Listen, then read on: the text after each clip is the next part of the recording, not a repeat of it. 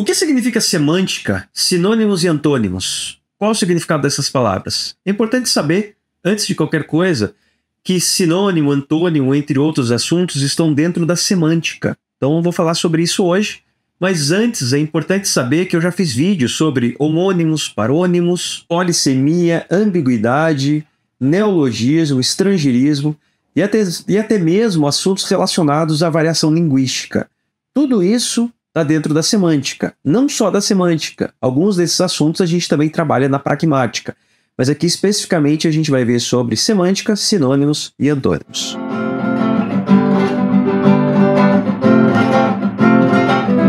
Beleza, galera? Eu sou o professor Carlos, este é o canal Prof. Carlos Muchacho. Sejam todos bem-vindos, sejam todos bem-vindos. Então, conteúdo de língua portuguesa, mas claro que a gente pode estudar nas outras línguas. Nós falado em língua portuguesa e estudando a partir da língua portuguesa. Então, antes da gente ir para o assunto em si, se você gostar desse vídeo, quiser dar uma curtida, deixar nos comentários sugestões, perguntas, comentários, críticas e assim por diante, fique à vontade. É importante saber que eu vou deixar aqui na descrição também o link para vocês me seguirem nas outras redes sociais.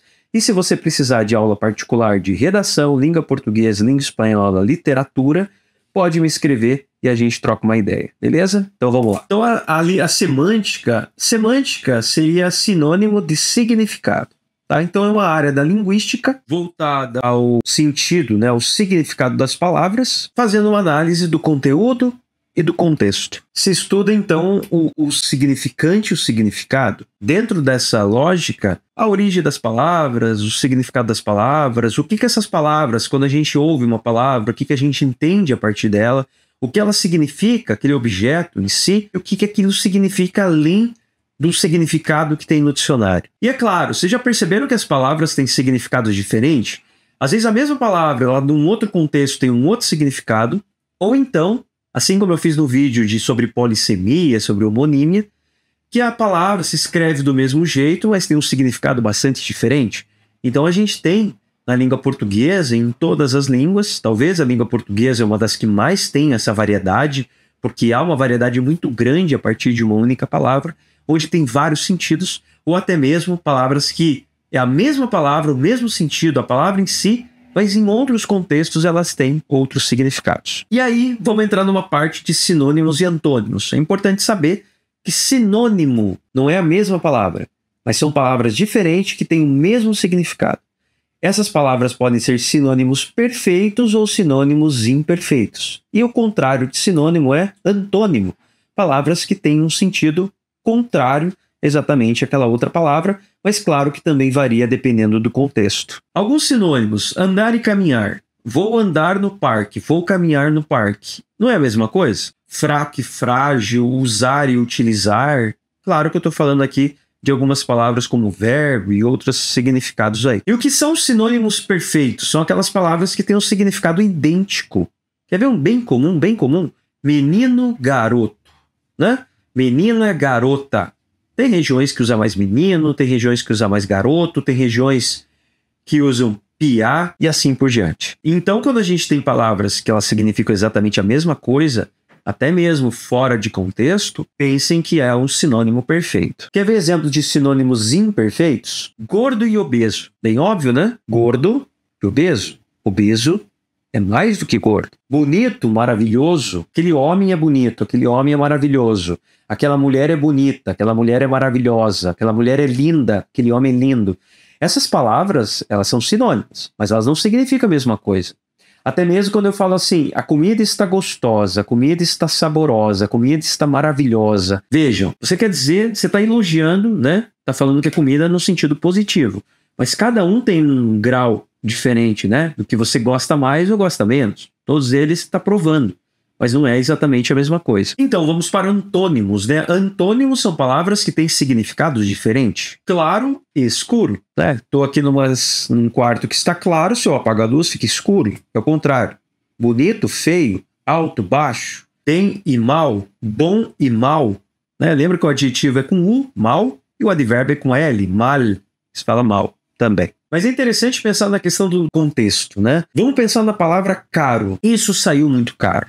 Isso custou muito caro. É muito caro para fazer tal coisa. Alguns significam a mesma coisa, alguns significam quase a mesma coisa. E aí eu vou dar uma lista para vocês aqui de sinônimos e antônimos com relação à palavra caro. Olha lá. Apreciado, custoso, desejado, dileto, dispendioso, disputado, estimado, pesado, pretendido, prezado, puxado e querido. Todas essas palavras são sinônimos, ou perfeitos ou imperfeitos, com relação à palavra caro. Agora, antônimos. Baixo, barato, desconsiderado, desprezado, econômico, fácil, indesejado e módico.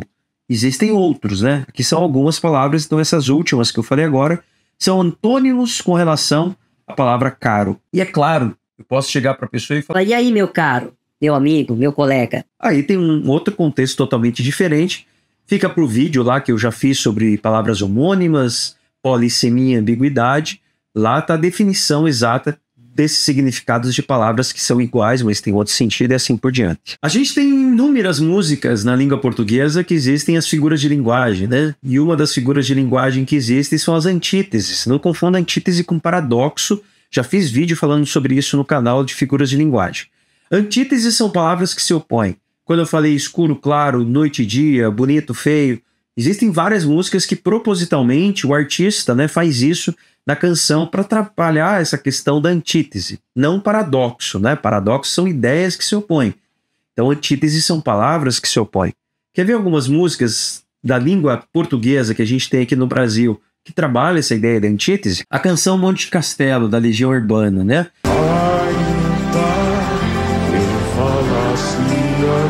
Dos homens que falasse a língua dos anjos. É claro que a Monte Castelo é uma origem que vem de Luís de Camões, que faz uma origem de um trecho da Bíblia. Então existem essas referências, né, que vêm construindo ao longo de gerações. Mas o Renato Russo, quando ele canta assim, ó: ainda que eu falasse a língua dos homens, ainda que eu falasse a língua dos anjos, sem amor eu nada seria. É só o amor, que conhece o que é verdade. O amor é bom, não quer o mal, não sente inveja ou se envaidece. Então veja, o amor é bom, não quer o mal. Mas claro que aqui a ideia de oposição não está relativa ao adjetivo e outro adjetivo contrário, mas sim ao adjetivo bom e ao advérbio mal com L. Por quê? Porque olha só, o amor é bom, está caracterizando, está adjetivando o amor. Agora, não quer o mal, é algo que ele não quer, é relativo ao bem. O contrário seria ele não quer o bem, ou seja, ele não quer o mal. Aí é com L. Aí tem a música do Lulu Santos, Certas Coisas. Não existiria som se não houvesse Não existiria som se não houvesse o silêncio. Som e silêncio não são coisas opostas, palavras que se opõem. Se são palavras que se opõem, antítese, assim como a música do Legião Urbana. Agora, se fosse a ideia da construção que ocorresse essa oposição, seriam paradoxos. E para concluir a primeira estrofe da canção do Lulu Santos: não existiria som se não houvesse o silêncio. Não haveria luz se não houvesse a escuridão. A vida é mesmo assim.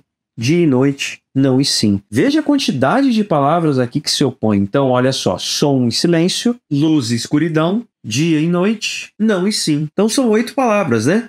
4 palavras num sentido, 4 no outro, que se opõem. E é isso, galera. Ficou com dúvida? Tem algumas sugestões? Quer perguntar alguma coisa? Tenta colocar aqui para mim, nos comentários, alguns exemplos dessas palavras que se opõem, para você trabalhar e escrever a ideia aí de sinônimos e antônimos. Então, quando a gente pensa em poesia, pensa na música, quando há palavras que se opõem, né, que são antônimos, perfeitos ou não, é uma ideia de antítese, né, lá dentro da construção da linguagem conotativa, que é a linguagem figurada.